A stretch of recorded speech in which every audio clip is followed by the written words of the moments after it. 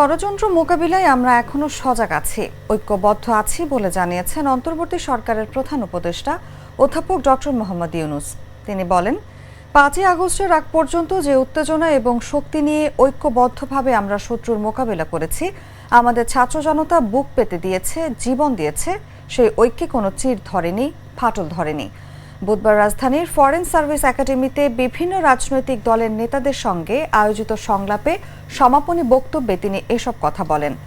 প্রধান উপদেষ্টা বলেন, আমরা সেই জাতি যে জাতি ৫ই আগস্টে স্বৈরাচারী সরকারকে বিদায় করেছে, সেই জাতি এখনো সজাগ আছে, ঐক্য মজবুত আছে।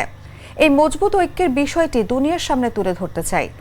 রাজনৈতিক নেতাদের উদ্দেশ্যে প্রধান উপদেষ্টা বলেন, যে কোনো দেশে নানান মত, নানান পথ থাকে, কিন্তু দেশের স্বার্থের বিষয় কোনো ধরনের মতভেদ আমাদের মধ্যে নেই। ৫ই আগস্টের পর থেকে একত্র হয়ে চলেছেন, সেই একতা, মজবুত ঐক্য এখনো রয়ে গেছে এবং থাকবে।